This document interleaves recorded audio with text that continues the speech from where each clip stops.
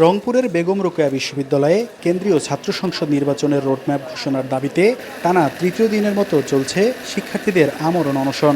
এরই মধ্যে অসুস্থ হয়ে পড়েছেন বেশ কয়েকজন।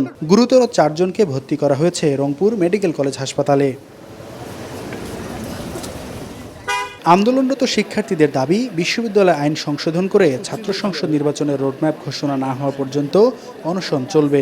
যে কমিটি গঠন করা হয়েছে 30 তারিখ, তারা অতি দ্রুত সময়ের মধ্যে মিটিং করতে চায়। আমরা অনশনরত শিক্ষার্থীরা এবং বিশ্ববিদ্যালয়ের শিক্ষার্থীরা তাদের এই প্রস্তাবকে ঘৃণা এবং ধিক্কারের সাথে প্রত্যাখ্যান করছি।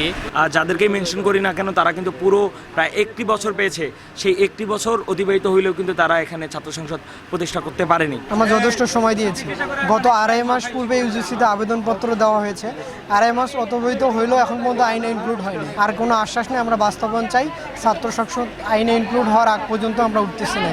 বা আমরা যদি সংসদ আমাদের বিশ্ববিদ্যালয়ের আইনে অন্তর্ভুক্ত হয়ে গ্যাজেট প্রকাশ যদি না করে, আমরা আমাদের এই আমরণ অনশন চালিয়ে যাব। দ্বিতীয় দিনে উপাচার্য ডক্টর শওকত আলীর আশ্বাসে 2 জন অনশন ভাঙলেও রয়ে যান আরও 5 জন। তৃতীয় দিনে বিশ্ববিদ্যালয় মঞ্জুরি কমিশন আইন সংশোধনের প্রক্রিয়া শুরু করার ঘোষণা দিলে অনশন ভাঙেন আরও 2 জন। তবে এখনও 3 শিক্ষার্থী অনশন চালিয়ে যাচ্ছেন। বিশ্ববিদ্যালয় প্রশাসন বলছে তারা ছাত্র সংসদ নির্বাচনের পক্ষে, কিন্তু বিশ্ববিদ্যালয় আইন 2009-এ ছাত্র সংসদের বিধান না থাকায় তাৎক্ষণিক নির্বাচন সম্ভব নয়। এ কারণে দায়িত্ব গ্রহণ করেই সিন্ডিকেট সভায় আইন সংশোধনের উদ্যোগ নেওয়া হয়েছে। মিটিংটা হয়ে গেলে আমাদের এই ল ভেটিংয়ের যে কাজটা সেটা শেষ হয়ে যাবে।